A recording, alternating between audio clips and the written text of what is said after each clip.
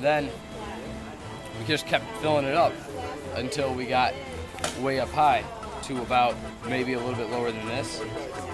And we had some other stuff that we filled it up with, but the important part was the soil that we put in, right? And right there, it was kind of probably close, really close to the height it is now. We put the plants in. You can see all these plants. What kind of plants are they? They are perennials. What's a perennial? Perennial is a plant that will grow every year. Also, the plants have to be wet and dry tolerant, so they have to be able to be extreme wet conditions or extreme dry conditions to survive through that. And after that, we got the mulch. We spread that all the way around each of the things. And right now, see, we're putting up the border along the edge. And we also decided to put in a path because we noticed that from the car, they like to walk through the lawn. So if this garden was here, we wouldn't want them walking through the garden. So we put 2 paths and we put different colored rocks to make it look nice, so they can get through. And yeah, it's looking pretty good, I think. And I can explain how the whole process works. It's pretty much like the water off the roof goes down off of both sides, which is why we chose to put 2, kind of like 2 rain gardens on each, like 1 on each side. And it goes down, and if you saw it rain, it'll drip down through here, which goes through these rocks into the garden. And the whole reason why we're doing this in the first place is because usually that water would flow into the street and then down to the sewer drain, which would end up going into our creek, into our lake. But this way, we're trying to like cut down on some of that water going through by making it go and absorbed into the garden instead of going into the sewer drain.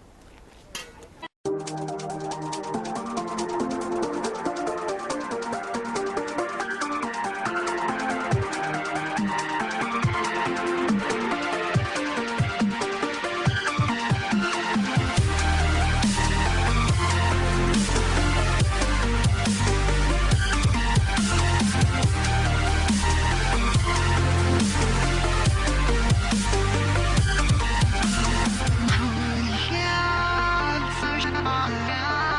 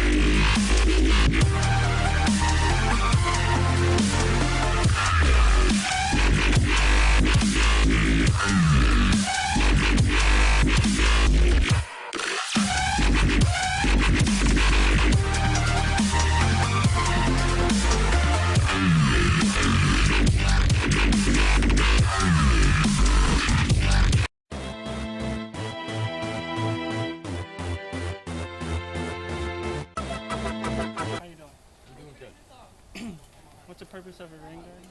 Well, the purpose of a rain garden is to capture the stormwater from the roof of the house, and instead of letting it flow off into the street, it captures the water and absorbs it.